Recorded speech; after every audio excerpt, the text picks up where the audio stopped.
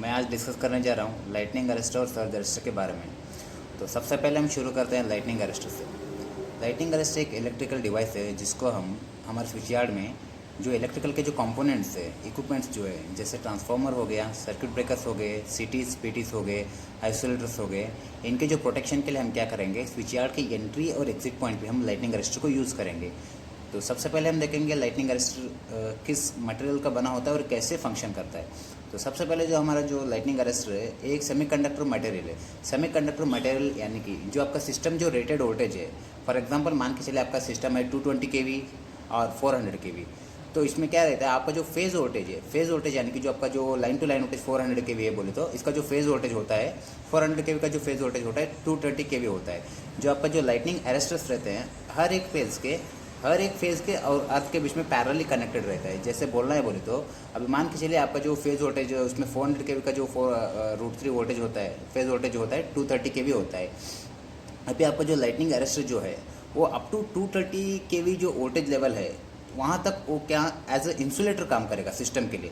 जैसे 230 केवी से एक्सीड हो जाएगा वोल्टेज तो क्या ऑटोमेटिकली कंडक्टर बनेगा, जो एक्सेस ऑफ चार्जेस, जो एक्सेस ऑफ जो सर्ज था, लाइटनिंग स्ट्रोक की वजह से जो सर्ज आया हुआ था उस सोच को क्या है, सर्ज को जो है डायरेक्टली अर्थ पे डाइवर्ट कर देगा और आपका सिस्टम को हार्म होने से बचाएगा। तो दोस्तों यहाँ पे देखिए आपका जो लाइटनिंग अरेस्टर जो है वो ट्रांसफार्मर के आगे लगा हुआ है। यानी कि जैसे आपका जो लाइटनिंग स्ट्रोक आके जो लाइन पे आएगा, वो जो लाइन के अंदर जो आपका सर्ज ट्रैवल करके ट्रांसफार्मर को एंट्री होने से पहले हमने इंस्टॉल किया हुआ है। ये क्या करेगा, वो जो फेज़ वोल्टेज का जो एक्सेस वोल्टेज जो है, मोर देन फेज़ वोल्टेज जो था, उसको क्या करेगा, डायरेक्टली उसको अट्रैक्ट करेगा और उसको directly low resistance path provide करके अर्थ को डाइवर्ट कर देगा। तो दोस्तों अब बारी आती है सर्ज अरेस्टर के बारे में।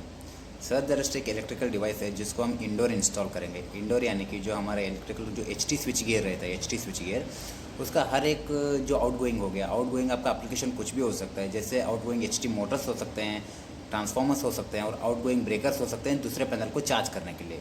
तो इस कंडीशन में हम क्या करते हैं, जो हमारा सर्ज अरेस्टर जो है, अभी देखना है तो जैसे अभी लाइटनिंग स्ट्रोक आने के कारण जो सर्ज प्रोड्यूस हुआ था उस सर्ज को क्या लाइटनिंग अरेस्टर उसको अर्थ को डाइवर्ट करके सिस्टम को प्रोटेक्ट कर रहा था।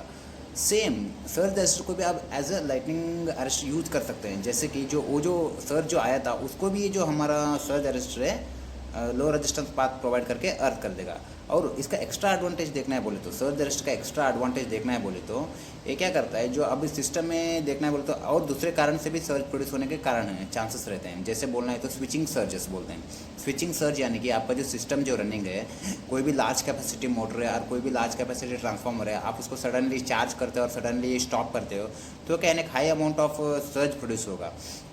इस सर्च से भी क्या है, आपका जो इक्विपमेंट जो है, जो बस के अंदर जो कनेक्टेड इक्विपमेंट्स है उसको डिस्टर्बेंस क्रिएट होने का चांस रहेगा। उस डिस्टर्बेंस से जो आप पैनल के इनसाइड जो आपने सर्ज अरेस्टर इंस्टॉल किया हुआ है वो सर्ज अरेस्टर, वो जो एक्स्ट्रा सर्ज जो है उसको एब्सॉर्ब करेगा। ये सर्ज अरेस्टर के अंदर एक रजिस्टर, नॉन लीनियर रजिस्टर लगा रहता है।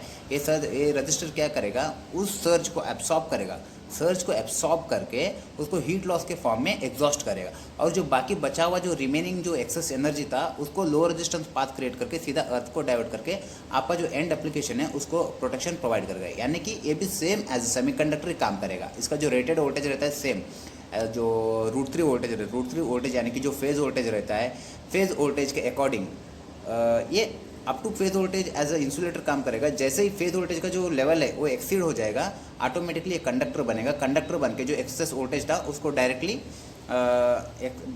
उसको अर्थ कर देगा। तो दूसरा एप्लीकेशन देखना है बोले तो, इसका सर्ज अरेस्टर का दूसरा एप्लीकेशन देखना है बोले तो, अभी कभी भी आपका सिस्टम में कोई भी शॉर्ट सर्किट हुआ, शॉर्ट सर्किट होने के कारण क्या हुआ, जो high amount of fault current यानी कि एक सर्ज प्रोड्यूस होगा। इस सर्ज से क्या है, जो आपका बस के अंदर जो एंड एप्लीकेशन, जो भी outgoing breakers, outgoing motor feeders, outgoing transformers और आउटगोइंग कुछ भी एप्लीकेशन हो सकता है, उन एप्लीकेशन में डिस्टर्बेंस यानी कि उन एप्लीकेशन का डैमेज ना हो, सीवियर डैमेज ना हो करके हम इनको क्या करेंगे, जो सर्ज प्रोड्यूस हुआ था, मतलब शॉर्ट सर्किट के कारण जो सर्ज प्रोड्यूस हुआ था, ये सर्ज अरेस्टर उसको भी एब्सॉर्ब करेगा, उसको भी एब्सॉर्ब करके हीट लॉस के फॉर्म में एग्जॉस्ट करेगा। उसके बाद में जो एक्सेस एनर्जी था उसको अर्थ लो रेजिस्टेंस पाथ प्रोवाइड करके सीधा अर्थ करेगा। तो दोस्तों ये था मेरा लाइटनिंग अरेस्टर और सर्ज अरेस्टर के बारे में छोटा सा डिस्कशन। बताइएगा कैसे लगा। तो दोस्तों ये देखिए, जो आपका जो सर्ज अरेस्टर है, आपका जो स्विच गियर के अंदर जो आउटगोइंग बस बार है एप्लीकेशन का, उसका आउटगोइंग बस बार और वो जो पैनल का अर्थिंग जो कॉमन अर्थिंग है उनके पैरेलल में आपका सर्ज अरेस्टर कनेक्टेड है। नॉमिनल टाइम में क्या होगा, जो आपका रेटेड वोल्टेज है उस लेवल तक ये एज ए इंसुलेटर काम करेगा। जैसे रेटेड फेज वोल्टेज एक्सीड होगा ये ऑटोमेटिकली कंडक्टर बनेगा और वो जो एक्सेस वोल्टेज जो है उसको हीट लॉस के फॉर्म में एग्जॉस्ट करेगा, और जो उससे भी एक्सेस वोल्टेज जो है सर्ज वाला उसको डायरेक्ट अर्थ लो रेजिस्टेंस पाथ प्रोवाइड करके अर्थिंग पे डाइवर्ट कर देगा। तो दोस्तों ये देखिए, ये एक सर्ज अरेस्टर है जिसका नॉमिनल वोल्टेज रेटिंग 12 kV है और मैक्सिमम कंटिन्यूस ऑपरेटिंग वोल्टेज जो है 10.2 kV है। अप टू 10.2 kV ये एज ए इंसुलेटर काम करेगा, एंड वो जो वोल्टेज है 10.2 kV उसको ये एब्सॉर्ब करता रहेगा और हीट लॉस के फॉर्म में एग्जॉस्ट करता रहेगा। तो जैसे आपका सर्ज आया तो जो मोर देन 10.2 kV जो है उसको ये क्या करेगा, जो एक्सेस एनर्जी को low resistance part divert provide करेगा और एक एज अ कंडक्टर एक्ट करके उसको अर्थ को डाइवर्ट कर देगा।